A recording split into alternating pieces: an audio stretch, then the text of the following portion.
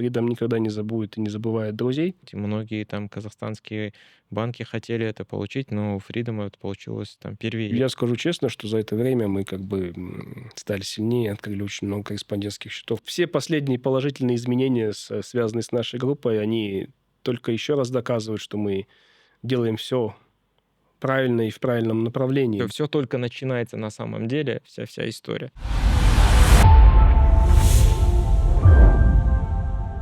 Салем, Достар, здравствуйте, друзья. У нас новый выпуск, очередной выпуск программы Freedom Business под капотом и интересные гости. Мы специально пригласили их в этот день, потому что у нас есть два знаменательных события, как по мне, которые произошли за последние 5 лет во Freedom банке. И такие две вехи, так скажем. Первое — это то, что мы прошли отметку депозитного портфеля в $3 миллиарда, более чем 3 миллиарда долларов. Напомню, что 5 лет назад, когда мы покупали Freedom Bank, то депозитный портфель был $100 миллионов, сейчас больше 3 миллиардов. Мы сегодня об этом поговорим. Еще одно важное событие для нас, в целом для региона, наверное, это то, что Freedom Bank открыл прямой корреспондентский долларовый счет в Bank of New York. Собственно, кажется, за последние 15 лет, гости расскажут, банки не открывали кор-счета. Собственно, это тоже, наверное, большое знаковое событие для нашего региона в целом. Встречайте наших гостей. Агдавлетов Тимур Серикович, наш заместитель председателя правления во Freedom банке, и Сыбанов Канат Булатович, управляющий директор, который также курирует ликвидность, привлечение и приорити. Коллеги, прежде всего, всем привет, спасибо, что пришли, спасибо, что откликнулись. Как настроение, как дела? Хотел бы поблагодарить тебя, Айдос, за приглашение. На самом деле для нас, наверное, большая честь. Насколько ты знаешь, я не публичный человек, я всегда привык как-то быть в тени, поддерживать всю команду, весь холдинг где-то там за ширмой. Но на самом деле очень приятно. Спасибо большое. И для нас с Канатом Булатовичем было как-то, наверное, интересно здесь поприсутствовать. Для нас это новый опыт, новый такой экспириенс. Мы бы хотели, как в программе «Поле чудес», как для нас некая параллель есть в передаче «Пока все дома». Ты в качестве ведущего... С Якубовичем меня никогда не сравнивали, для меня Да, тоже ты в качестве опыт. ведущего «Пока все дома». Канат тот, который очумелые ручки вел, там что-то с бутылками пластмассовыми. Позволь, чтобы в твоей передаче тоже был какой-то знак твоей передачи. Мы тебе с Канатом приготовили подарочек. Как в «Пока все дома», только бизнес под капотом. Пришлось это... Супер, надо заказ. Нужно открывать музей, чтобы все приходили с подарками. Музей бизнес под капотом. Музей бизнес под капотом. Спасибо. Кстати, ты второй человек, наверное, кто сделал подарок. Первый это был Азамат Ердесов. Он приходил и подарил книги, и уже превращается это в какую-то традицию. У нас недавно был Ельнур, но он что-то ничего не подарил. Еще раз, коллеги, смотрите, приходите, тренд, как без подарков не приходите, иначе странно будет выглядеть. Знаете, что интересно, что радует, что наш подкаст стал таким интересным местом, где люди первый раз приходят. Азамат Ердесов был первый раз, это был его первый подкаст. Потом Ельнур приходил, его тоже был первый подкаст. Возможно, еще ребята, но мы не знаем до конца за всю историю. И вы сегодня тоже приходите, но Канат уже снимался. Прежде чем мы будем говорить о продуктах, процессах, наших достижениях, победах, очень важно, наверное, познакомить вас с аудиторией. И это одна из важных частей передачи, когда мы говорим про ваш путь, что топ-менеджера не появляются случайно, они не падают с неба. Это люди, которые степ-бай-степ, шаг за шагом проходили разные испытания, разный путь, опыт, челленджи, принимали эти вызовы. И, собственно, и то, что вы сегодня являетесь топами Freedom банка, тому есть прочный фундамент и ваш путь. Давайте попробуем нашу аудиторию познакомить, с чего вы начинали. Тим, давай с тебя расскажи свой карьерный путь, и потом мы и Каната тоже послушаем. Ну, мой карьерный путь, наверное, довольно прост. Я с самого начала занимаюсь казначейством. Правда, закончил я свое высшее образование в качестве, наверное, будущего дипломата. Отец во мне видел дипломата. Сам отец был мой в погонах. Сказал мне как-то, что если ты не поступишь в тот университет, в котором я отучился, то ты пойдешь работать в полицию.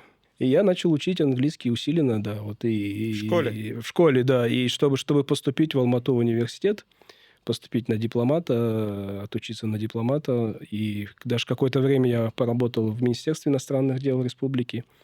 Вот. Но немножко не зашло. Подожди, вот, а сколько лет ты проработал в МИДе? Да там не лет, там было на самом деле 3-4 месяца. Это была строящаяся столица, это был строящийся левый берег. Там вот то, что сейчас, да, как выглядит Астана, как выглядит левый берег, это небо и земля. И как выглядело тогда, в 2008 году. Ни машин, ни автобусов, ни такси было сложно уехать. И, ну, как бы было все очень грустно там. Вот, соответственно, меня, наверное, это тоже в первую очередь сподвигнуло как-то что-то поменять в своей жизни, да. Ну и плюс, наверное, то, что я вырос на севере, родился на юге. Все-таки хотелось как-то южнее жить, работать. И не хватало солнца. Соответственно, я снова вернулся в Алмату. И есть у нас один общий друг с тобой, да, который у нас Chief Risk Officer. Вот, Он в прошлый раз говорил да, как раз вот, про наверное, общего друга, но тебя уже имел в виду, да? Да, вот этот друг, как бы он довольно рано начал свой жизненный путь, свою карьеру. Он уже с 3-го курса начал работать в одном из турецких банков в Алмате. И, соответственно, он мне как-то написал: есть вакансия, приходи, я вот, дал тебе там положительные какие-то свои рекомендации. Ну и после очередной университетской алматинской тусовки я пошел на собеседование, да, и вот меня приняли в казначейство в качестве там джуниор-трейдера. И так начался мой опыт в казначействе. Это какой год был? Это 2008. 2008. 2008-2009, да. Ну, Вот. то есть ты ушел в никуда, то есть ты понял, что эта работа тебе не совсем была интересна, возможно, не твой путь, и ушел в никуда, приехал в Алмату и начал работать в турецком банке. Да. Ну, на самом деле, там у меня оставалось пару предметов закрыть и забрать свой диплом. Я вернулся то есть ты еще учился? Я еще учился, окей. да. Я еще учился. Там оставалось, говорю, 2 предмета, 1 летний семестр. Я их заканчиваю, беру свой диплом, и меня приглашают работать в турецкий банк. Окей. Далее по программе обмена сотрудников я уезжаю в город Стамбул. Через какой промежуток времени это происходит? Сколько ты проработал здесь, в Алмате, в Казахстане, прежде чем уехать в Турцию? Месяца 3 я буквально проработал в Казахстане, и далее меня отправили в Стамбул, где я жил, по-моему, там около 7 или 8 месяцев. Работал также в казначействе, и, соответственно, какой-то первый казначейский опыт все-таки получил, наверное, оттуда. Окей. Уже в большом материнском банке в Турции, да? Уже в большом материнском банке, да, который имел дочерний банк в Казахстане, дочерний банк в Кыргызстане. Вот. Ну, по возвращению я снова продолжил работу в казахстанском банке. Почему-то захотелось на родину. Я, наверное, немного патриот. И, соответственно, продолжил работать в Казахстане в том же банке. И проработал около 5 лет, дослужился до должности замдиректора департамента казначейства и финансовых институтов. У меня все просто и лаконично. Ты чистый банкир, начал с казначейства и, собственно, до сих пор управляешь казначейством. До сих пор в казначействе, да. Сейчас ты во Фридоме, но ты управляешь казначейством не только банка, это важно отметить, наверное, но и всего холдинга. То есть вот чуть-чуть, наверное, тоже расскажи, что ты курируешь сейчас во Freedom Холдинге? Я курирую казначейство всего холдинга, все те компании, которые входят в периметр нашего холдинга, где есть ликвидность, где есть портфель ценных бумаг.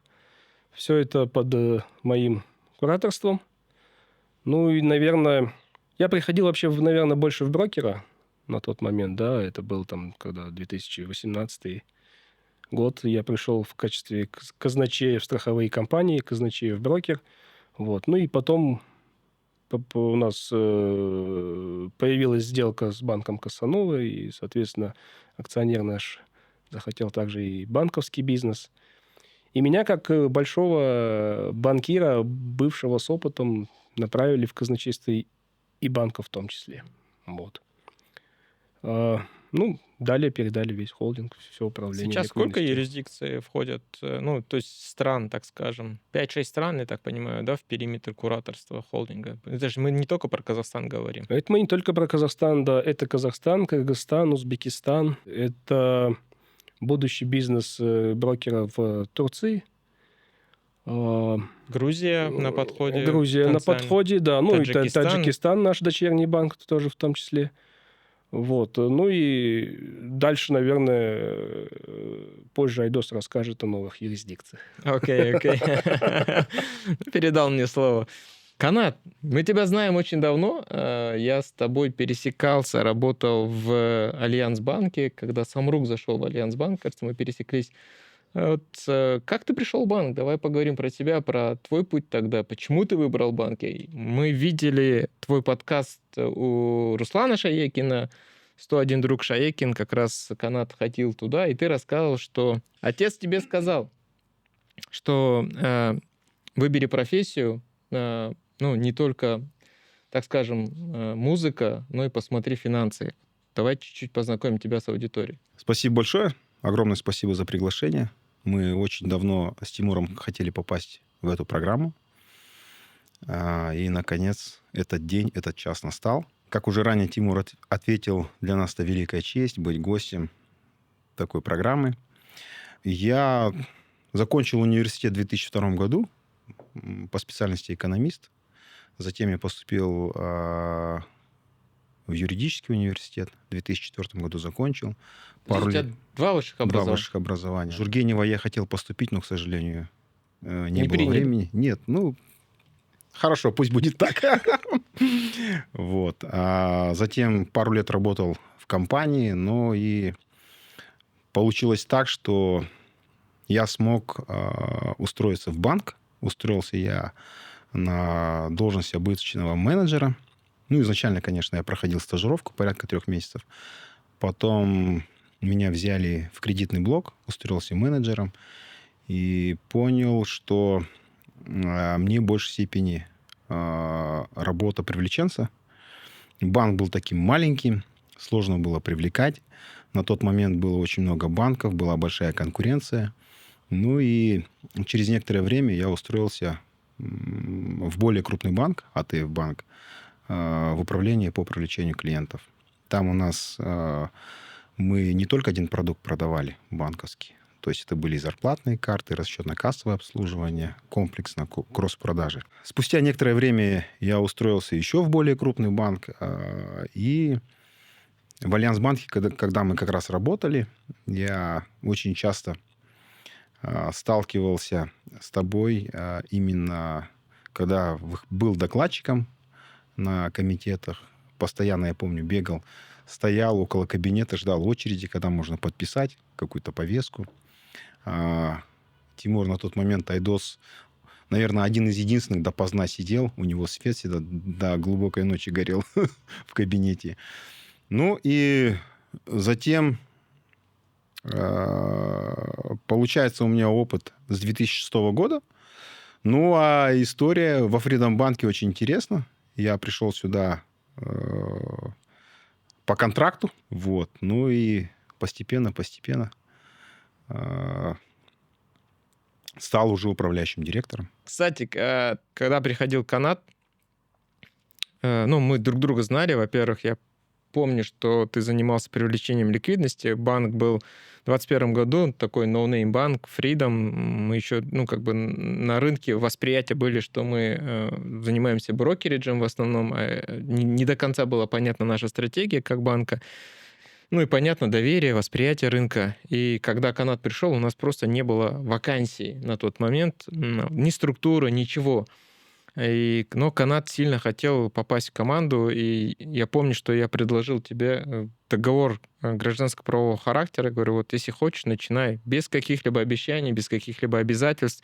Вот можешь стартануть с договора ГБХ. Я не помню, зарплата у тебя была там то ли 250 тысяч, то ли 300 тысяч тенге. Мы тебе установили зарплату, все остальное сказали, как бы волка ноги прокормят. Вот, условно, если ты сможешь выстроить здесь нам процесс приорити бизнеса, процесс привлечения крупных клиентов, так скажем, и сможешь рассказать про банк на рынке, то вот, собственно, все в твоих руках. И Канат, несмотря и вопреки того, что он раньше занимал какие-то большие должности, был вице-президентом, был известным человеком из эстрады, тем не менее, ты начал с договора ГПХ.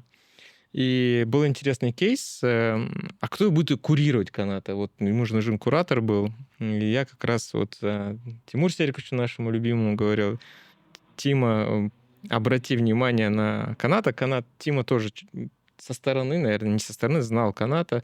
Но вот, собственно, этот союз, так скажем, Тимур начал курировать, в том числе Каната, потому что вопросы ликвидности были. И сегодня это 3 миллиарда. Та база пассивов, которую удалось нам достичь, мне кажется, тоже такое большое событие для нас. Веха, отметка, наверное, очередной шаг.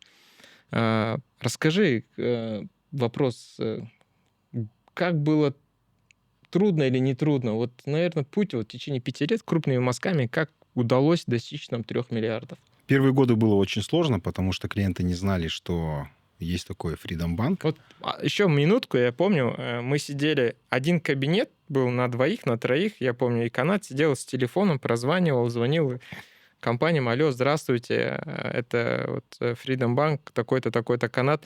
И там на той стороне трубки этот звук тут-тут-тут-тут, трубку бросали, но насколько хватало твоего терпения, ты заново поднимал трубку и звонил опять клиентам. Это как в фильме «Погоня за счастьем», да, у тебя был большой справочник, ты сидел и обзванивал, ну и не сдавался. Наш Вот. город, по-моему, Да, справочник. вот расскажи, как со 100 миллионов-то долларов мы до 3 миллиардов дожили. Ну, очень сложно было в первые годы, потому что Freedom Bank только начал работать, и многие клиенты не знали. Приходилось рассказывать полностью, что состоялась сделка. Касанова переименовался во Freedom Bank. Затем у нас как бы не было таких конкурентных продуктов. И когда запустилась цифровая ипотека, в средствах массовой информации начали освещать этот конкурентный единственный продукт во всем рынке, как бы чуть-чуть стало легче. Формировалась база из потенциальных клиентов, то есть это ежедневные, еженедельные звонки, отправка коммерческих предложений, затем удержание действующих клиентов, создание новых тарифных пакетов, индивидуальных условий. Затем через год мы создали управление по привлечению клиентов, потому что уже нарастили определенную базу. Какие-то клиенты стали обслуживаться, открывать счета через 2-3 года. Ну и вот за последнее время, как открылся корреспондентский счет прямой в Бонне, стало еще легче. Затем у нас поднялся рейтинг. Мы открыли корреспондентские счета с департаментом FI. Ну, про курсчет потом поговорим. У нас будет потом, отдельный да. блок. Мы пока говорим про блок ликвидности. И я так понимаю, что, ну, ты хочешь сказать, что все приходило постепенно, Все поэтапно. приходило постепенно, поэтапно, да. И твой карьерный рост, он тоже происходил поэтапно. Ну, с нуля, можно сказать. Да, с нуля. Да. Как раз про твой карьерный рост. Хочу спросить твоего куратора, Тимура. Тимур, сначала Канат был, кажется, директором департамента, насколько я помню, после, ну, либо начальником управления. Советником председателя. Ну, советником, да. Ну и потихоньку он вот дошел до уровня управляющего директора. Одного из, наверное, сейчас главных людей, кто, собственно, управляет вот всем привлечением и приорити-сегментом. В какой момент у тебя появилось понимание, что Канат тот самый человек, вот, ну, по сути, ты же курировал и давал ему возможность расти. Вот тоже расскажи вот этот путь-то со 100 миллионов до 3 миллиардов, потому что непосредственно это тоже было в твоем кураторстве там. Я считаю, да, что да, Канат, он как бы, наверное, его талант врожденный, да, который передался, наверное, ему по наследству, в том числе и в качестве шоу-бизнесмена и хорошего и талантливого певца. Также помог ему и выстраивать правильный диалог и правильные взаимоотношения с нашими клиентами. Канат, наверное, обладает такой некой харизмой, да, и клиенты даже, которые немного не доверяют, но при этом как бы, ну, они идут, разговаривают с ними и идут на Ну, сотрудничество. я бы даже сказал, тут Да. комплексная работа. Если бы Тимур не давал хорошие ставки по депозитам, по Тут даже дело не в каким-то ставках, да, как бы индивидуальным ставки условиям по дают покупке и все. продаже иностранной валюты, Не, в ну любом тут же случае надо это... было на рынке объяснить, кто мы такие. Я так понимаю, что твоя большая заслуга в том, что ты не сдавался, ходил в компании, заново и заново объяснял, чтобы было понимание, кто такие Были фрилансеры. такие дни, когда с Тимуром вместе ходили на встречи тоже, и председателя тоже приглашали на встречи. То есть тут я считаю, что не только моя заслуга, это командная работа и упорство самого sales-менеджмента, где мы, допустим, не могли, когда вот мы не могли кредитовать юридических лиц, но нам нужно было этого клиента привлечь, и мы находили другие пути. К примеру, строительные компании, они говорят, нам нужно кредитование как юрлица для строительства какого-то комплекса. И мы тогда говорили, мы юрлиц не кредитуем, но у нас есть цифровая ипотека. Мы можем вам дать конкурентные тарифы как юридическому лицу, также и физическим лицам. Затем зарплатные продукты. То есть и мы в комплексе показывали, и нам удавалось доказать, что мы в конкуренции, и клиенты сами понимали, насколько быстро их потенциальные покупатели квартир могут получить ипотеку. Кстати, это очень важная ремарка, коллеги, что вот во Фридоме корпоративное финансирование появилось только в последний год. То есть первые 4 года у нас не было в целом кредитования. Но за первые 4 года отметку мы прошли тогда в 2 миллиарда долларов, я помню, в триллион тенге, по сути, как раз-таки без кредитования юридических лиц. И у нас не было кор-счета, у нас был рейтинг тогда на уровне B+, или B даже, я сейчас вспоминаю. Несмотря и вопреки, вот ребятам удалось как раз-таки привлечь и собрать базу депозитную в 1 триллион тенге, что, наверное, там стоит отметить на подкасте, какой путь мы проходили без каких-то возможностей, которые были у других организаций. Хорошо, зафиксировали, как говорится, эту историю. Я вот еще чуть-чуть про вас хочу поговорить, потом мы перейдем, мы в процессе будем лавировать. Мы отметили Каната, что он разносторонний человек, есть творческий человек, это ему помогло творчество с точки зрения там разговорной речи, богатой речи, условно, упорства и так далее, твоя многогранность. Но и ты, Тимур, тоже в прошлом году или в этом году, расскажешь, наверное, стал президентом Федерации бокса Жетысуйской области. Да. Да. Объясни, как это произошло и почему. Ну, то есть, почему ты решил возглавить эту федерацию, как давно это произошло и что входит в твой функционал? Да, я вот очень сильно люблю любительский бокс, да, и сам занимался какое-то время, ну, с перерывами. И просто мой бывший тренер обратился ко мне с таким предложением, а не хотели ли бы вы возглавить, потому что вот ваш акционер в том числе тоже очень активен в социальной жизни населения, в социальной жизни страны. Но и мне всегда хотелось что-то оставить, какое-то, не знаю, какое-то положительное чувство после себя, хотя бы у тех боксеров в Жетысуйской области. Хотелось как-то поддержать, пока есть ну, как бы возможности, пока за спиной стоит большой огромный холдинг. Хотелось как-то, ну, сделать немножко лучше все, что делается сейчас, да. Но основная, наверное, цель федерации – это поддержка юных талантливых боксеров, девочек, мальчиков, тренеров, потому что государство на самом деле дает и делает очень много, но они дают все-таки, наверное, звездам первым, те, кто идут первые. А те, кто вторые и третьи, порой часто остаются за бортом, но это, наверное, будущие чемпионы, это те, кто заменит первых. Ну, и хочется дать им какой-то какой-то небольшой билет в жизнь. Поэтому я, наверное, взялся за это. Надеюсь, все получится. Тимур очень скромный парень. Ну, я знаю очень, какой Тимур в глубине человек, сердобольный. Давайте очень важно отметить, до холдинга, да, условно так скажем, до Фридома, Тимур сам лично, я помню, поддерживал боксеров, поддерживал своего тренера. Твой тренер выступал в чемпионате каком-то, WBA, да, пояс региональный. Да. И Тимур решил поддержать своего тренера. Собственно, он поддержал его финансово, он выиграл пояс. И дальше, собственно, вот твоя история поддержки многих социальных проектов. Я знаю, что ты участвуешь в разных благотворительных фондах. Вот Тимур один из наших попечителей фонда НИЕТ, где фонд помогает деткам доставки продуктов, доставки, собственно, разных одежды, так скажем, и многих других вещей, которые, собственно, где Тимур участвует. И вот это, наверное, послужило стартом, когда ты от себя проявил вот эту социальную ответственность. После этого сама федерация, наверное, пришла к тебе, даже видя, какой ты человек, и что ты вот на безвозмездной основе, при этом ничего в ответ не требуешь, как бы, но хочешь оставить какую-то вот свою лепту в развитие спорта и социальной жизни. Такая твоя социальная ответственность, твой социальный долг. Я же правильно говорю, да?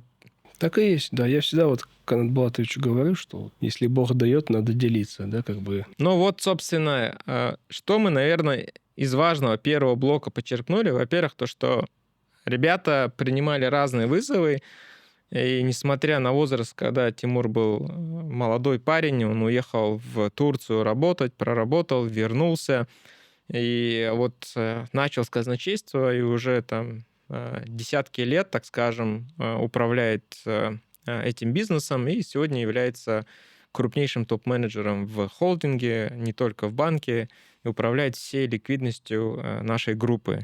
Собственно, ну и путь каната мы проговорили о том, что независимо от того, что ничего за тебя не предрешено, если ты хочешь поменять свою профессию, свое будущее, все всегда в твоих руках, и канат, казалось бы, должен был быть артистом эстрады, учитывая твою, так, родители, так скажем, да, отец заслуженный, Артист, да. артист, заслуженный артист, собственно, и казалось, ты должен был повторить путь, но ты решил пойти в финансы. Хорошо, давайте поговорим теперь про что такое казначейство. Давайте попробуем объяснить, как бы все слышат, ну, как бы у нас слушает разная аудитория, не только банкиры, понятно, понимают, но и холдинг слушает, молодые люди слушают. Давайте попробуем объяснить, что входит в казначейство, потому что есть разные направления. Вот, Тимур, тебе, наверное, да, ты расскажешь, из чего оно состоит, из каких блоков. Вот если люди, такие же молодые ребята, как Тимур, когда приехал в Алмату и пошел работать в турецкий банк казначейства, захотят прийти в казначейство, вот как им понять, вот, что такое казначейство, с чего начинать? Ну, казначейство, если, грубо говоря, простым языком, это большой карман банка. Это там, где, ну, в смысле, это, по сути, вся ликвидность, это все деньги банка. Это клиентские деньги, это капитал, это все обязательства. Казначейство занимается тем, что управляет валютной позицией, управляет ликвидностью. Что такое валютная позиция? Ну, это, по сути, сколько там долларов, евро и прочих валют есть у банка. Плюс управление портфелем ценных бумаг. Ну, как-то так вот совсем просто. Сейчас наше казначейство состоит... Ну, в смысле, оно разрастается из года в год, и оно сейчас состоит, наверное, только в банке из 4 подразделений. Это кастодиальное, это трейдинг, это сама казна, которая управляет собственной позицией, и это департамент международных отношений, непосредственно то подразделение, которое занимается открытием счетов и всеми международными делами банка. Окей. Про международные сейчас отношения мы поговорим обязательно, мы к нему подойдем. Ну и давай, Канат, попробуем познакомить, что такое priority направление. Вот вы вначале, мы вспоминали, да, мы периодически возвращаемся к нашей истории, что было, что есть в 2021 году и что есть в 2026. И я тоже помню в 2021, что вы с Тимуром летали во все города, сами встречались с клиентами, где-то на машине между городами, собственно, ездили. И к чему это? К тому, что не все сразу удавалось, собственно, и несмотря и вопреки, вот когда к нам приходят устраиваться на работу соискатели, я обычно говорю, наш банк — это, считайте, что корабль в океане, да, там, то есть мы все там и капитаны сами, и сами там Матросы. матросы. Да. Почему? Потому что наш корабль не стоит в порту, набитый тюками, мы не сидим в пабе, не пьем эль, там, условно, да, там, а мы прям вот в открытом океане. В один день может быть штиль, и мы берем весла и гребем все вместе. Во второй день может быть шторм, собственно, и нам нужно всем управлять, держать штурвал, собственно. И вот этот путь, который был 5 лет назад, я помню, вот я рассказал, как ты сидел, обзванивал, я знаю, как Тима с тобой мотался по всем городам, встречались с клиентами, во всех, причем и юг, и север вы объездили, все. И вот приорити, который сейчас стал, расскажи, что такое приорити, почему этот блок создан, сколько там людей. Что такое Департамент... Priority Bank? Да, кстати, недавно было Да, пятилетие. Поздравляю. Да, вы. Спасибо большое. Priority Banking — это обслуживание премиальных клиентов, у которых большие остатки.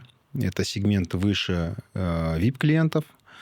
У нас Priority Banking офис, он универсальный. Можно сказать, один из единственных среди банков, который обслуживает юридических лиц и физических лиц. 6 дней в неделю мы работаем.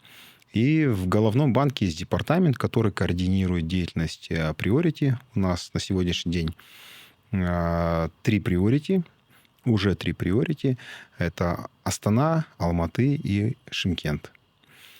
Шымкент мы вот запустили сервис Priority буквально на днях к 5-летию, и были первые клиенты в качестве гостей. Чем отличается обслуживание в Priority банкинге от обычных отделений? Тем, что у нас есть свой офис премиального обслуживания, там своя атмосфера, индивидуальный дизайн офиса, финансовые советники, они...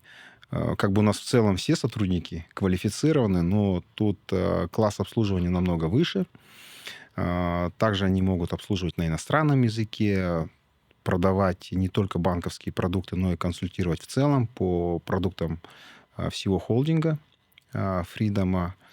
Ну и высококлассный сервис обслуживания. Вот чем мы отличаемся. Затем условия по депозитам, они отличаются. Сами продукты для физических лиц тоже они отличаются. Чтобы быть клиентом Priority, нужно соответствовать определенным критериям. Есть сегмент поддержания остатков. Есть также консьерж-служба. Есть также специальные тарифы. То есть он кардинально отличается. Это такой закрытый офис, где сам клиент может проконсультироваться не только по банковским, но и в целом по финансовым вопросам.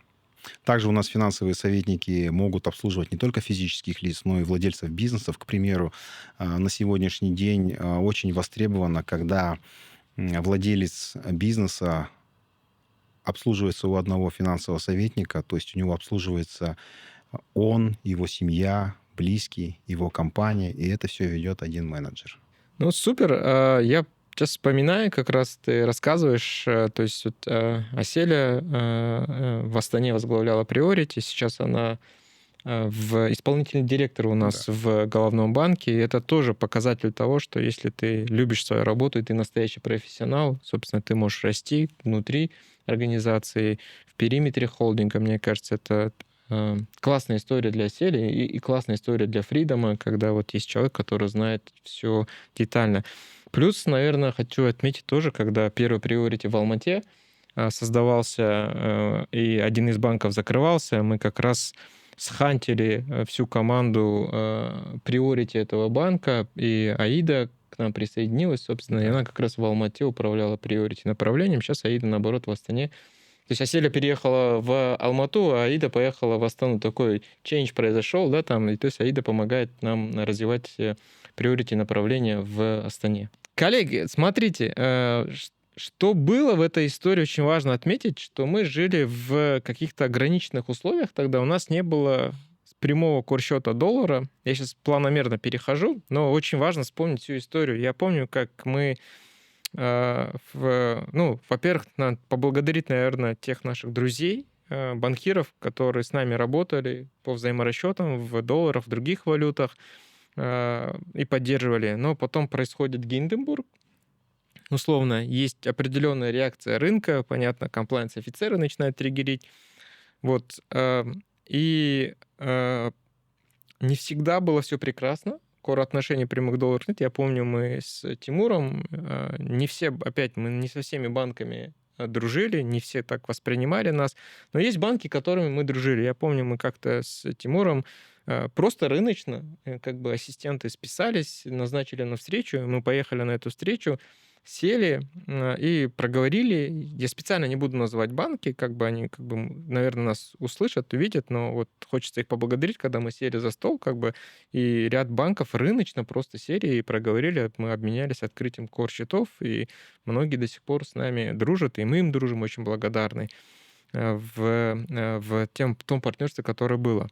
Но до Бонни хочется проговорить, что, тем не менее, команда Департамента международных отношений построила, наверное, я не могу сказать самую большую, но одну из больших матриц корреспондентных отношений. Вы в тот момент прорабатывали разные страны. У нас прямой курс-счет с Машреком, у нас прямые курс-счета со многими банками из Китая. Я уже не говорю про Центральную Азию, условные страны СНГ. Тимур, расскажи, как это тоже все, как этот путь вы проходили, и какие были сложности, почему у нас не было сразу долларового курс-счета? Ну, да, хочется рассказать, на самом деле, всю ту историю, которая случилась с нами и происходила с 2021 года, как только наш холдинг, наш акционер приобрел банк Касанова, который был дочерним банком одного другого крупного банка. Соответственно, один курс-счет, прямой курс-счет в долларах США, ну и в евро, да, было все на родительском банке. Соответственно, у дочернего банка Кассановы тогда не было никаких счетов, и все платежи клиентов Кассановы проходили на родительском банке. Да? Как бы курс-счет у Кассановы был в казахстанском банке, который имел, в свою очередь, курс-счета в европейских и американских банках. Которые закрылись после того, как мы сделку сделали, сразу же автоматически, да? Да, я вот скажу, что как бы, как ты уже, Айдос, сказал, мало кто как бы в нас поверил, и Freedom никогда не забудет и не забывает друзей. Соответственно, тоже хочу сказать спасибо всем тем, кто с 2021 года пытался сотрудничать, поддерживать и был с нами. Вот, ну, тогда, да, возвращаясь к истории, счет был закрыт. Соответственно, у нас не осталось никаких вообще счетов в валютах, в иностранных, и ни в евро, ни в долларах, ни в британских фунтах. Ну и мы побежали по всем остальным, по другим банкам-корреспондентам. Наверное, менее важным мы хотели выстроить некую лора-ностра-сетку на территории СНГ. Мы стучались практически во все банки мира. Вот вы можете назвать мне любой банк, вот сколько к нам приходит помощников, советников и прочих людей, пытающихся нам помочь. Ну, как бы я говорю, назовите любой банк, куда мы не стучались. Мы стучались везде. Мы стучались и... Ну, понятно, что все эти страны СНГ, Грузия, Армения, Азербайджан, я не знаю, все банки, которые там есть, мы стучались ко всем. Плюс это была Индонезия, я не знаю, Вьетнам, европейские страны, да, как бы все европейские страны, страны Восточной Европы. Вот. Ну, везде были отказы. У нас как бы весь наш жизненный банковский цикл состоит из каких-то передряг, да, у нас постоянная волатильность, да, вот ты как упомянул, был и Гинденбург, был Кантар в Казахстане, было много нападков со стороны наших внутренних СМИ, вот, которые тоже как бы раскачивали ситуацию. И, соответственно, все как-то это отодвигало, да, от, наверное, принятия решения со стороны западных банков в отношении нас.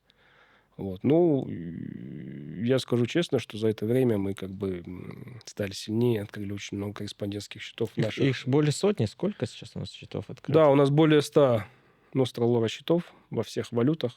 Это и драма, это и манаты, и самани, и Рупий. суммы, и сомы, и пакистанские рупии, и в Индии у нас, да, есть рупии. Вот, поэтому как бы мы пытались, да, выстроить всю эту сетку, пытались замкнуть все эти платежи как-то через наш банк. И я думаю, что у нас неплохо получилось, и наш департамент международных отношений очень хорошо прокачался. Как-то. Машрек, давай пару слов. Это тоже было не так, что там прогулка легкая, но они поверили и поддержали. Прежде всего, это человеческий фактор того, что вы познакомились, смогли рассказать, и у нас прямой счет с Машреком. И я знаю, что не у всех это получилось сделать, и многие там казахстанские банки хотели это получить, но у Freedom это получилось там первее, я так понимаю. Да, мне очень повезло на самом деле познакомиться и пообщаться с ребятами из банка Машрек. Это банк в Объединенных Арабских Эмиратах. В тот момент, в 2022 году, комплаенс в отношении стран СНГ, наверное, ужесточился еще сильнее. Он стал практически невыносимым, да. И наши казахстанские клиенты хотели все еще транзачить, и в смысле торговые взаимоотношения никогда не останавливались ни с кем. И как альтернативная валюта очень популярна стал дирхам Арабских Эмиратов. И вот, как я и говорил, мне посчастливилось познакомиться с ребятами в Дубае, с Машрека, и они как раз-таки рассматривали... точнее, после нашей встречи, они начали рассматривать Казахстан как новую географию, новую локацию, да, как бы они Казахстан поставили в свой риск-аппетит, и после установления лимита на саму страну со стороны Машрека, первым банком, которому открыли счет, были мы. И это не были банки там даже из топ-5, да, наших казахстанских банков. Вот, ну, мы были первыми, и как бы я был, наверное, тогда очень горд, и это была какая-то такая победа нашей команды и департамента международных отношений. Ну и тогда переводы прям очень сильно хорошо пошли, и нам получилось привлечь очень много казахстанских клиентов с договорами в дирхамах. Супер, супер. Ну, мы можем говорить, что очень важно было личный контакт и вера в Машрек, в том числе благодаря тому, что вы не сдавались и встречались, и вот создали вот этот прецедент, что с Казахстаном можно работать, и, собственно, дубайские банки начали открывать, и мы, как Freedom, прошли этот первый путь. Я же правильно говорю? Да, все верно. Отлично. У нас есть много отношений с Китаем, они шли параллельно. Канат, ты не упомянул, но мы знаем, что ты учился в свое время в Китае и знаешь плюс-минус китайский. Его не понимают. Я понимаю, но не говорю. Да. Ну, то есть ты говоришь, но мы не знаем. То есть на той стороне, когда гражданин Китая тебе отвечает на китайском, мы не знаем, он может спрашивать, типа, да что ты тут такое говоришь? Да, о чем ты говоришь? Да. Но тем не менее, в твоей истории был Китай, у тебя есть китайский язык. Кстати, я был удивлен, когда мы были в Индонезии, расскажу небольшую историю. Мы туда полетели, там встречались с банками в рамках развития core-отношений, цифрового банкинга. И вот была встреча, сидит Канат, сидит Тимур, и с нами был Сергей Фомичев, наш глава M&A, и я. Вот четвером мы прилетели, и, собственно, человек, который нас встречал там, хорошо знал китайский язык, и он начинает говорить, Канат что-то там начинает разговаривать. Потом подключается Тимур в какой-то момент на китайском, начинает разговаривать. Ну ладно, хорошо, я плюс-минус думаю, наверное, что-то знает. И когда Фомичев заговорил на китайском, я уже думал, я действительно себя почувствовал, что я единственный здесь этот неуч, который вообще ничего знает. Вы трое начали общаться с ней на китайском языке. Я был поражен, честно. Вот. Насколько язык помогает в развитии наших core-отношений с Китаем. Больше 5 банков, кажется, мы открыли. Это Синьцзянский банк, Bank of China. Ну, перечислили либо сам. Вот расскажите вот вашу историю с Китаем, как вы побеждали каждый банк. Ну, я, наверное, начну с того, что в Тимуре очень много скрытых талантов. На самом деле, когда он учился в университете, он самостоятельно учил китайский язык. затем у него появился репетитор.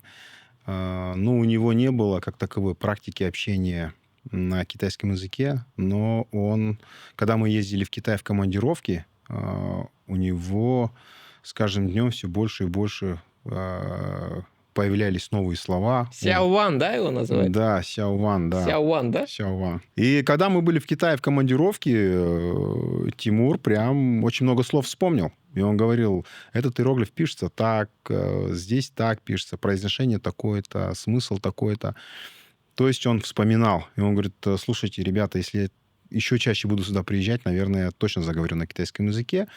Вот. Что касается меня, у меня, в принципе, небольшой опыт. В 2004 году, 2005 году, 2004 году, ближе к 2005 году, я последний раз был в Китае, затем порядка там 18-17 лет я вообще не был в Китае, не разговаривал на нем, так как полностью был погружен банковской деятельностью, работой. Вот. Ну, тоже на бытовом уровне как бы могу поддерживать диалог, общение. Опыт в Китае, конечно, помогает, потому что понимаешь методику ведения переговоров, поддержания диалогов. Затем ты уже изначально, допустим, у Тимура было такое, что он говорит, почему так долго рассматриваются наши вопросы, почему такая длительная процедура, там, прохождения KYC, совсем по-другому форма заполнения анкет, и у них же как бы свои правила, свои требования. И то есть я заранее уже знал, что должно быть терпение. Вот. И, ну, в принципе, и Тимур сам к этому был готов, потому что у него это не первый опыт. Но нам удалось наладить корреспондентские отношения. Это порядка 5 банков. И нам удалось открыть корреспондентские счета Гуанчжоу банк, Синьцзянь банк, Миншин банк и в других банках. Также мы Забыл были... остальные два. Ну, хорошо. Нет, Урумчи банк, Не, Синьцзянь Bank of China, да. Гуанчжоу, Bank of China, Синьцзянь, Мэньчжэнь, Харбин банк, Харбин. Да. Миншин, да. Я могу Также- сказать, что мы топ...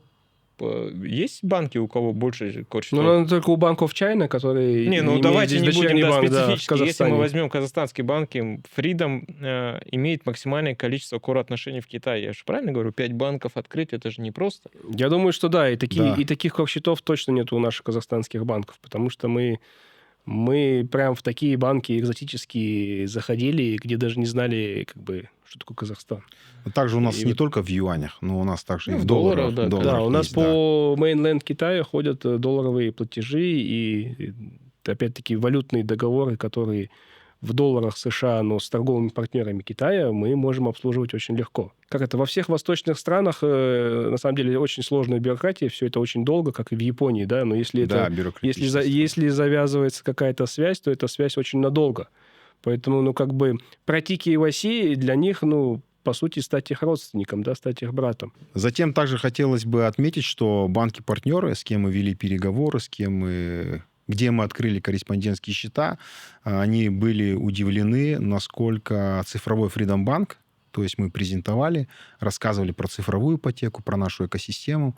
Они были очень удивлены, и это тоже нам помогло. Смотрите, Давайте. я тут еще одну черту хочу подвести, да, этому блоку вопросов. То есть мы говорим о том, что открытие корреспондентских отношений, взаимоотношений с партнерами из разных стран, прежде всего, это межличностные отношения ваши.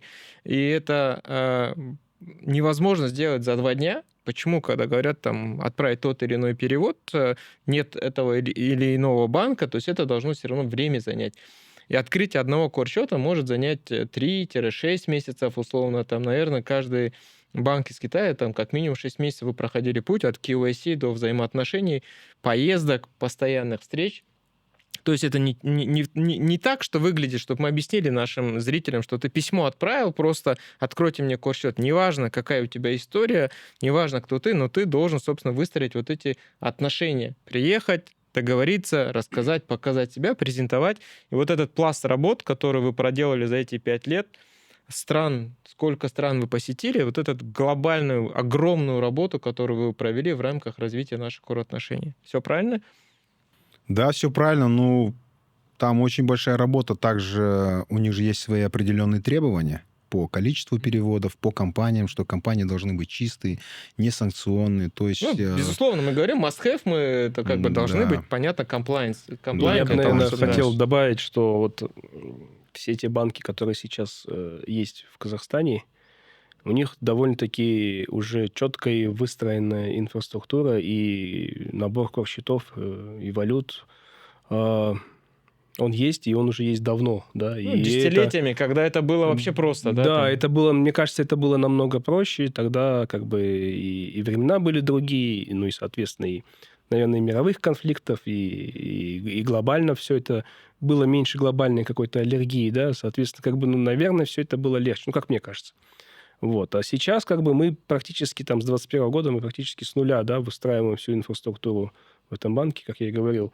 Ничего не было, а все, что было, было закрыто для Мгм. нашего банка. Соответственно, наверное, мы прошли тот самый путь, который многие банки проходили десятилетиями, мы прошли его там за 5 лет, и это было тяжелее, да, чем проходить его было тогда. Поэтому Безусловно, это вот важная ремарка тоже. Давайте тогда как бы резюмируем, что мы попали в тот период, когда открыть счет даже не в Боне, а открыть счет в одном из китайских, так скажем, мягкой валюте, был настоящим челленджем. То есть ты не можешь его просто так открыть, это все равно занимает время, как будто бы ты открывал бы Бони.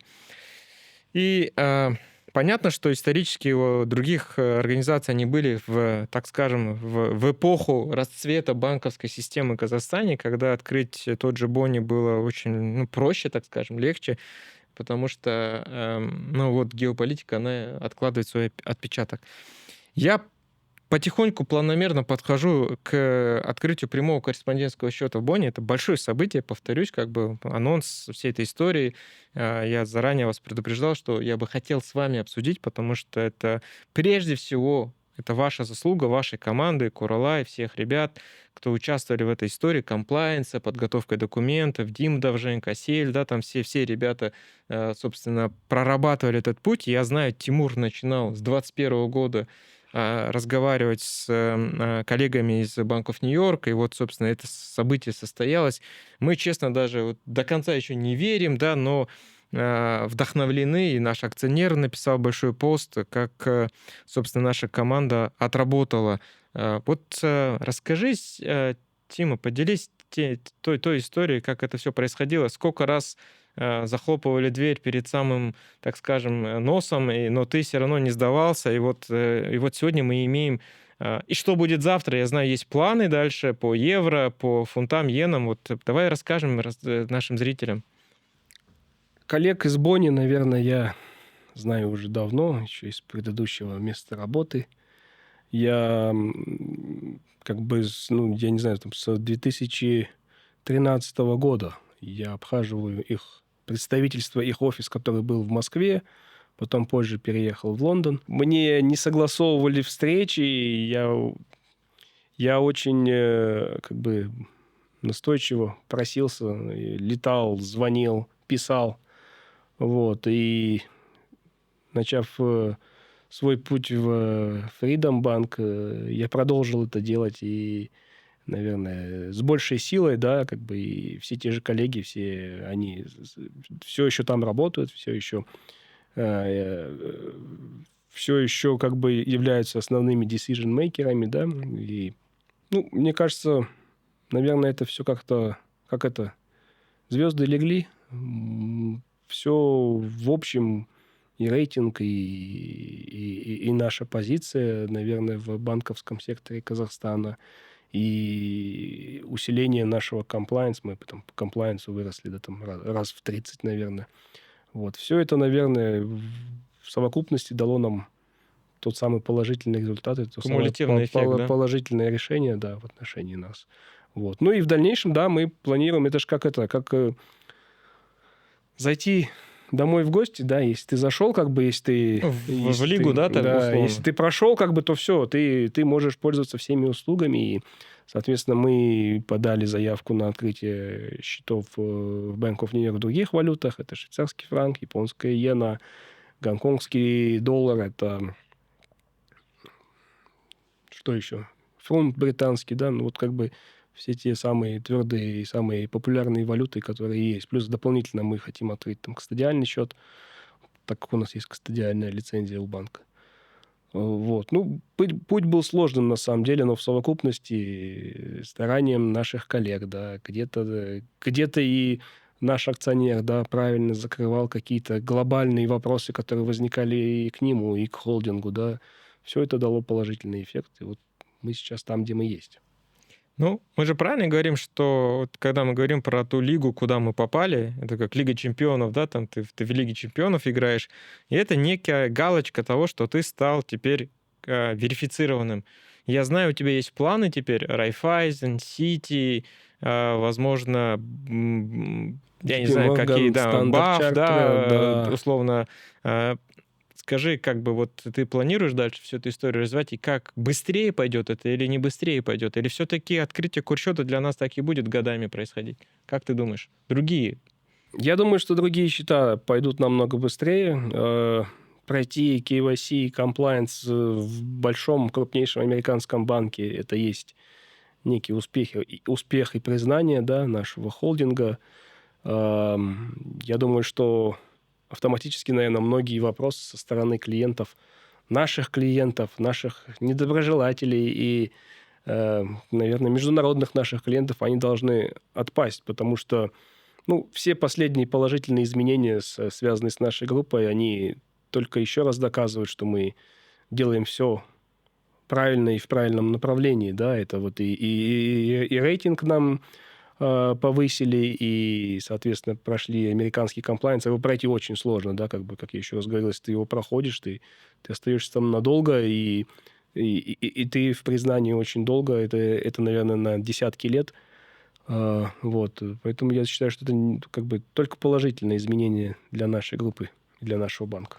Круто, круто. И это на самом деле большой ответ рынку вот за те годы, так скажем, консернов, которые были, когда Бонни говорит, что да, мы хотим с Фридомом работать. Это, наверное, ответ, наш посыл, как ответ Чемберлена, да, так скажем, рынку, что вот, собственно,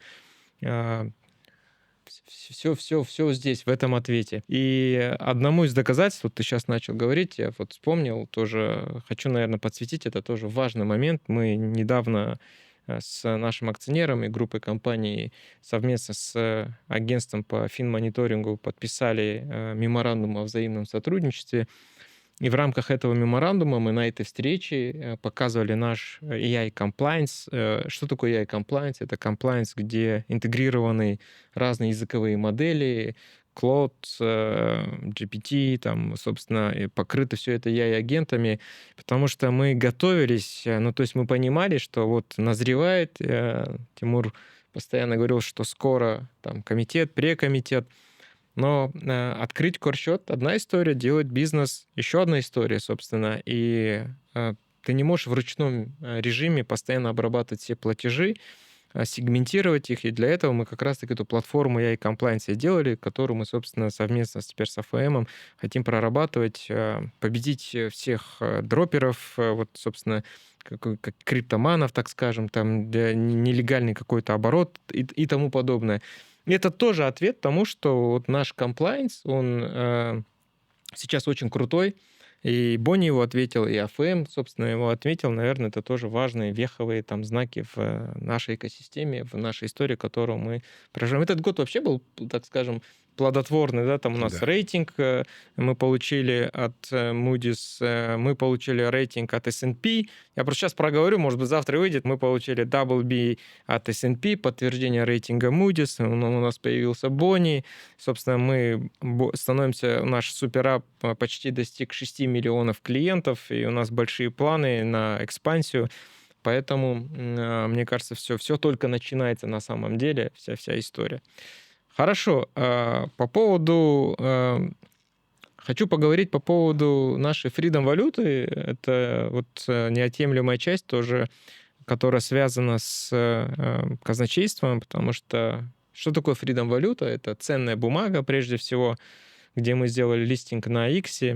И там понятно, что ребята из суперапа, из бизнеса сделали классное UI, UX, сделали в валюте, но создать ее, листинговать, собственно, разработать учетную процедуру, счета открывать брокерские. Это тоже большой челлендж был для тебя и для твоей команды. Миллионы брокерских счетов. Собственно, мы тоже меняем тренд, делаем людей инвесторами, развиваем накопительное поведение.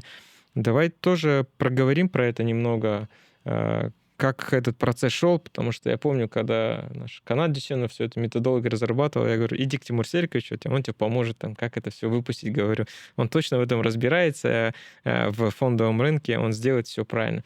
Расскажи немного, Тим, как это все происходило. Что такое ETN? Опять-таки, давай попробуем объяснить. Что такое ETN? ETN – это, ну, по сути, производная, да, от акции. Это нота.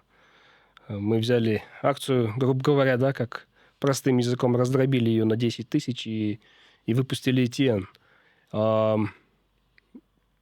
Наверное, ну, мы получили, наверное, задачу от акционера создать что-то такое интересное, не просто кэшбэк, да, который падает какими-то там баллами или деньгами. Ну, точнее, наш кэшбэк падает деньгами, но по желанию клиента он может автоматически, без всякой волокиты, без входа в какое-то дополнительное брокерское приложение стать нашим инвестором, ну, как бы прирастать, да, своими активами. Вот. Как бы я, когда услышал эту задумку акционера, ну, мне стало как-то очень интересно, да. Единственное, я, наверное, поблагодарить хотел бы все-таки того же Каната Дюсенова и всю команду, которые все это дело автоматизировали. Вы представьте, там сколько, больше 4 миллионов клиентов, которые... 4 же, да, миллиона у нас уже. Я просто статистику последний раз недавно смотрел. Точнее, давно Держатели TN ты имеешь в виду, да? Там брокерских счетов открыто. В Суперапе это уже по 5 миллионов 600 тысяч уже. Да, ну как бы там же есть определенные приказы при открытии счетов, да, которые там госслужащие не могут открывать, ну, как бы есть какие-то да. нюансы. Ну, вот, грубо говоря, там пусть будет 4 миллиона. Да. Вот на 4 миллиона открыть в автоматическом режиме в системе банка, в Суперапе, в нашем учете в банковском открыть брокерские счета, ну, наверное, это блестящая работа команды, в том числе нашего банка. Вот. Я просто как бы, ну, объяснил природу, объяснил основу, да, этой команде, как это делается. Берется акция, дробится, делается от нее производная и, ну, выпускается производная. И, соответственно, под капотом, как вы любите говорить, подписываются некие приказы на открытие счетов, на покупку этой самой производной, этой самой бумаги. Но прикол в том, что это... акционер в данном случае, наверное, не пытается там как-то выплатить себе дивиденды, забрать все доходы. Он пытается реинвестировать, капитализировать все компании, которые есть в периметре холдинга. И, соответственно, цена на акцию растет, ну, как бы и производная тоже растет. И, наверное, мы пытаемся воспитать какую-то как сказать? Паттерн поведения новый, ты имеешь в виду, от накопительного от потребительского перейти в накопительное. Да, но помимо только накопительного... Ну, то есть канаты должны стать Тимурами. Да, я как брокер, вот, с точки зрения, наверное, брокерского казначейства, мы прививаем людям ту привычку инвестирования, да, ну, как бы люди, которые не инвестировали никогда и там максимум держали на депозитах деньги, они сейчас активно следят за ценой на нашу акцию и соответственно, пересчитывают свои ETN и каждый день делают переоценку, как бы, и они, ну, как-то в это потихоньку начинают вникать, им становится интересно, и они приходят и становятся клиентами уже нашего брокера и участвуют в каких-то других новых размещениях. Они начинают вот понимать, вот я знаю, Канат Булатович, вот он начал инвестировать активно в акции других компаний только после того, как он начал получать ETN. Я как, наверное, казначей, у меня, не знаю почему, но вот я не продаю, там внутри нашего Суперап всегда можно... Ну, в смысле, можно целом Внутри использовать нашего их, да, суперап, да, можно и эти тратить, ETN, и переводить. да даже в качестве накопления, если там хочется перекинуть деньги на депозит, можно их внутри суперапа разменять на деньги, перекинуть как-то на депозит. Я этого не делаю. Почему? Потому что постоянный какой-то активный прирост у меня, да, идет по моей позиции в ETN. Ну, действительно, интересный кейс, когда мы вышли на рынок с Freedom валютой, неоднозначное было мнение, но когда мы, вернее, вышли с Freedom валютой, 2004 год, цена на акцию была $70, как сейчас помню, 68 с чем-то. Потом в короткий промежуток времени она растет 2 раза, 140. То есть, условно, у кого было 100 тысяч тенге, как пример, в Freedom валюте, автоматически они переоценились в 200 тысяч. И люди, которые верили, держали, а те, кто пытались там в разных мессенджерах, там не мессенджерах, в социальных сетях пытаться дискредитировать, там мы говорили про инфоатаки какие-то были, условно, но те, конечно, собственно, как Канат Булач, потом переживали, что поверили не тем. И у нас большие планы на рост нашей капитализации, безусловно. Мне кажется, это хорошая, большая история, когда мы пытаемся на рынке прочелленджить весь рынок и поменять весь стандарт в целом. Канат, скажи, пожалуйста, вот Priority, ты сказал, что курируют и физические лица, и юрлицы. Что преобладает больше? Вот когда было 5-летие, на днях мы собирали VIP-клиентов, вернее, Priority клиентов в Алмате, праздновали это мероприятие, собственно, благодарили, что они с нами, что они доверились. И я помню, один из клиентов, первых клиентов, мы познакомились, он подошел и говорит, вот я с 21 года, что ли, я, говорит, с вами.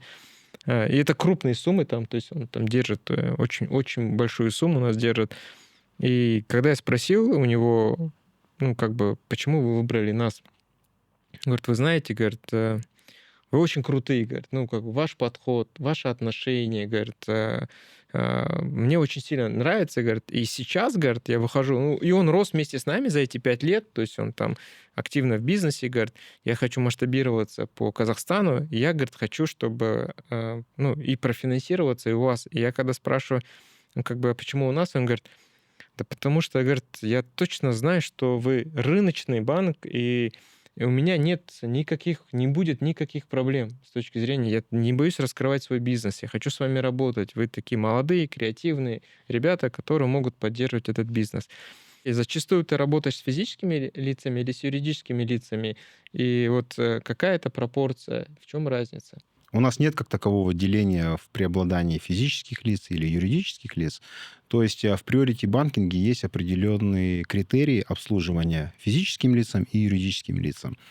Если физическое лицо обслуживается у нас, и мы знаем, что у него есть свой бизнес, и его компания не обслуживается у нас, мы тоже ведем работу над тем, чтобы его компания обслуживалась у нас, чтобы был такой комплексный подход. Если компания обслуживается в Priority банкинге, но сами топ-менеджеры не обслуживаются у нас, или, допустим, учредители этой компании не обслуживаются в нашем офисе, то мы тут тоже ведем привлечение их самих как физических лиц.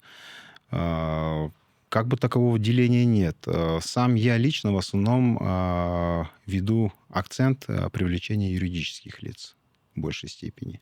И параллельно в процессе переговоров тоже стараюсь акцентировать на том, что мы можем обслуживать и топ-менеджмент компании, и акционеров, и их партнеров. То есть у нас такой комплексный подход.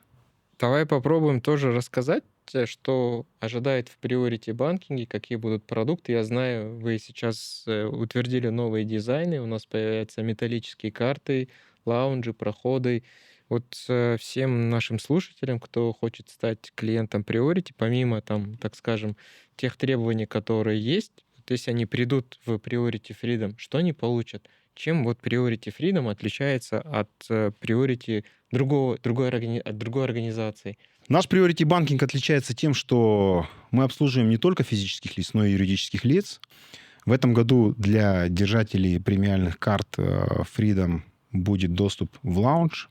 То есть Freedom открывает специальный лаунж для своих клиентов. То есть Freedom Holding в аэропорту открывает свой VIP Priority Lounge, правильно? Да, правильно. Мы говорим, Да. помимо лаунжей, которые существуют, у нас Да. будет свой Freedom Lounge. Да, Держатели премиальных карт будут туда получать автоматически бесплатный доступ. бесплатный доступ. Это только в Алмате пока, Пока только в но мы Алмате, в хотим это международном аэропорту. масштабировать и в других городах. Да. Окей, поняли. Лаунж. В этом году совместно с MasterCard мы запускаем карту World Legend, где Это будет очень много преимуществ. Priority карта, да, Да, получается? это карта для премиальных клиентов, где будет безлимитный доступ в лаунж-ки, плюс 12 гостевых.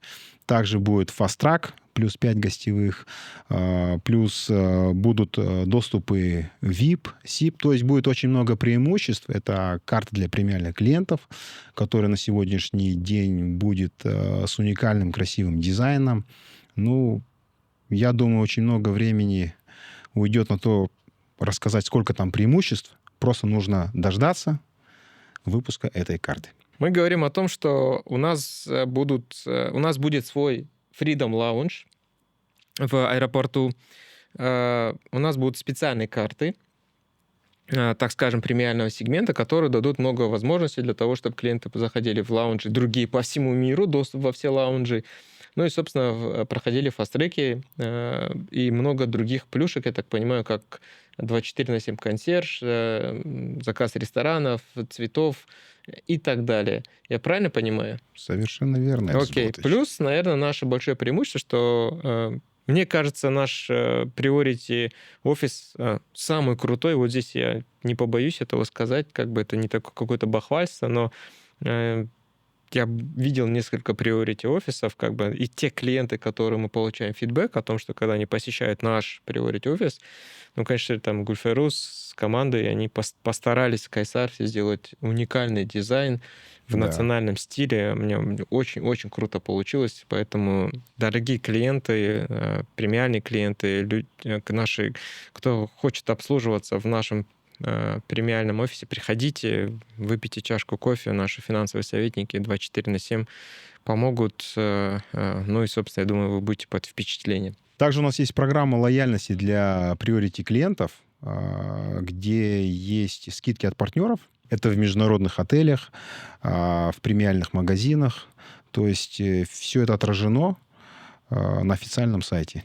У нас был специальный вечер для Priority клиентов. Мы отмечали 5-летие, и там были розыгрыши. Вот можешь рассказать, какие партнеры выделили подарки и что это дает для наших премиальных клиентов? Ну, я, наверное, не буду всех перечислять партнеров. У нас одни из основных партнеров Priority банкинга — это Royal Atlantis в Дубае, отель Samsonite, затем магазин Подиум, вы, наверное, знаете. Вот. Ну и другие партнеры. Когда у нас был вечер, где мы отмечали 5-летие нашего Priority банкинга, наши партнеры с большим удовольствием приняли участие и от себя вручили эти подарки. Там также были наши потенциальные партнеры. Это Вилет, Сакс, ну и Граф. Круто. Мы каждый год проводим Digital Bridge, даже 2 раза в год участвуем и являемся основными спонсорами, там, как Freedom Bank, как Freedom Holding. Очень активно поддерживаем эту историю, потому что как цифровой банк мы передовой банк. Вот с 2021 года не было, наверное, ни одного года, когда наш стенд там не выставлялся. И наш акционер Тимур Турлов каждые 2 раза в год показывает международным гостям и нашему главе государства наши продукты, наши процессы, наши сервисы, которыми мы гордимся. Это и ипотека, и AI-комплайнс, и Freedom Business AI-ассистентом. Собственно, там, ну вот мы даже голос Тимура оцифровали и сделали классное решение для наших индивидуальных предпринимателей и компаний ТО. Теперь могут открывать счета в Freedom бизнесе. Но вот в этом году мы решили выставиться не только в Казахстане в рамках бриджа, мы решили поставить наш стенд в международной выставке Сайбас. Вот хочется, чтобы вы рассказали, что это такое. Тимур, Канат, кто, может быть, начнет? Что такое Сайбас? Почему мы решили туда выйти? В какой стране это будет? В каком городе? Кто там собирается? Зачем это надо? Это международная межбанковская выставка, которая проходит раз в год. Организуется компанией SWIFT. SWIFT мы все прекрасно знаем, да, это система международных переводов и платежей в валюте. Мы в течение 2 последних лет, крайних лет, мы посещали эту выставку, посещали в том числе для того, чтобы увидеться, как бы, я всегда говорю, ничего нет лучше физического общения, да, мы встречаемся с коллегами из других международных банков, общаемся, где-то там сверяем наши статусы, да, на каком этапе развития отношений мы находимся. И крайние 2 выставки, они были в Пекине и во Франкфурте. Следующая выставка пройдет в конце сентября, с конца сентября до начала октября в Майами, в США, вот, где мы хотим поставить уже свой стенд. Мы посетим эту выставку не как просто visitors, мы будем там как участники, у нас будет свой стенд. Это большая площадь, на самом деле, всех международных банков, разделенных, наверное, по регионам. Ну, и в том числе мы хотим быть одним из казахских банков там, потому что и в Пекине, и во Франкфурте не было казахстанских банков на выставках, и мне как-то вот захотелось все-таки рассказать, наверное, о Казахстане, рассказать в первую очередь о нашей стране, о фридоме, да, с какой-то такой тематикой на нашу традиционную идентичность казахстанскую. Поставим там презентации о нашей стране, где мы, какие мы крутые, и дальше будем рассказывать о нашем холдинге, о нашем банке, ну и привлекать, соответственно, новых контрпартнеров, контрагентов, корреспондентов. Вот. Я думаю, что только это в плюс и для поднятия, наверное, имиджа нашей страны и имиджа нашего холдинга. А сколько обычно там банков съезжается? Там навскидку. Больше 100 банков. Больше 2000. Больше 2000. Сейчас там... не стендов, я имею в виду. Стендов, наверное, нет, больше 2000 точно. Банков. Представителей. Это мира, да? Не считая европейских банков, не считая американских банков, их там штук 30, наверное, да, стоит. Европейских банков там штук 50, да. Там все страны, там и Грузия, там и Азербайджан, и Узбекистан, и все банки мира. И очень, очень большой корнер китайских банков, да. Как бы нам казалось, что китайцы немножко неактивные в этом, но на Сайбасе есть все. Вот. Поэтому как бы для нас, наверное, это в том числе и интерес, и мировой опыт, и международное общение, ну и плюс в одной точке, в одном месте встретиться со всеми своими текущими и потенциальными контрпартнерами, наверное, это круто. Ну и также там параллельно проводятся сессии по комплаенсу, по прохождению KYC-процедур, по рискам. Какие-то новые технологии презентуют банки. Помимо того, что мы проводим переговоры с действующими партнерами, мы и знакомимся с новыми банками, с которых у нас еще не было до этого переписки, нет корреспондентских отношений. Вот.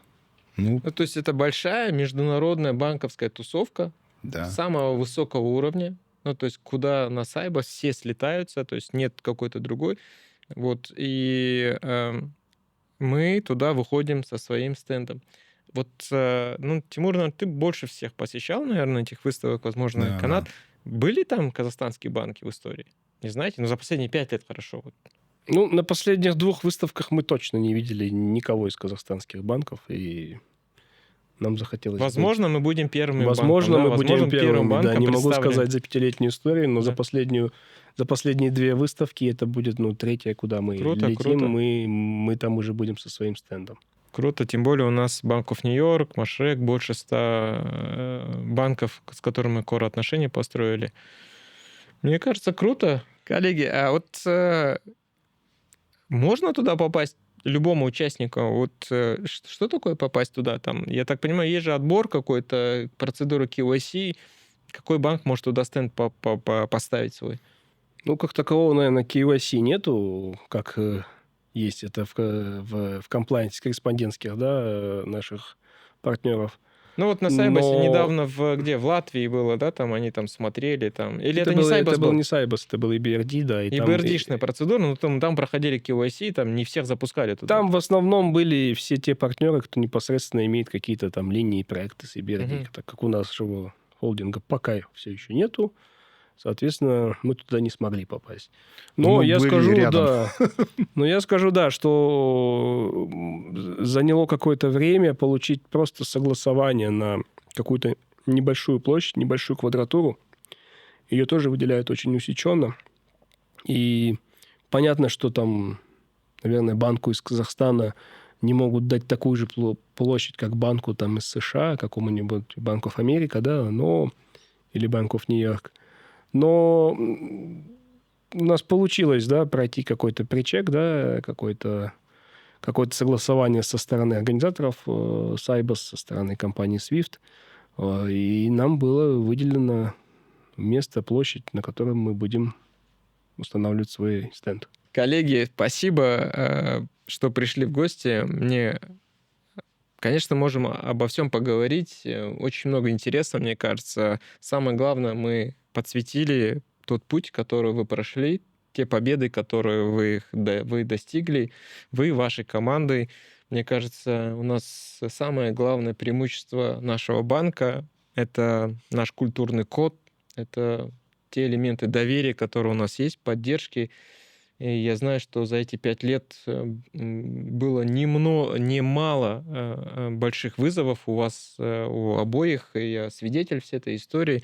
И то, что как сегодня тех результатов, которые вы достигли, заслуживает огромного-огромного уважения, потому что с ограниченными ресурсами, с ограниченными какими-то возможностями вы сделали невозможные кейсы.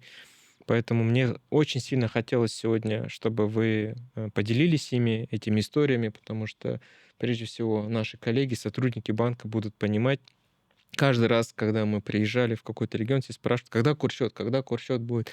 И вот, наконец, этот вопрос уйдет, и, собственно, теперь курсчет у нас есть. Я вас поздравляю с теми победами, которых вы достигли. Собственно, спасибо большое, что пришли. Вот, Копр Ахмед, друзья, это были наши ребята, наши крутые ребята из казначейства, из сферы priority сегмента. Тимур и Канат, Копр Ахмед, и ждем вас еще в гости. С Приходите удовольствием обязательно. придем после Сайбаса. С нетерпением будем ждать Спасибо. этого дня. Спасибо, друзья. Спасибо большое. Да.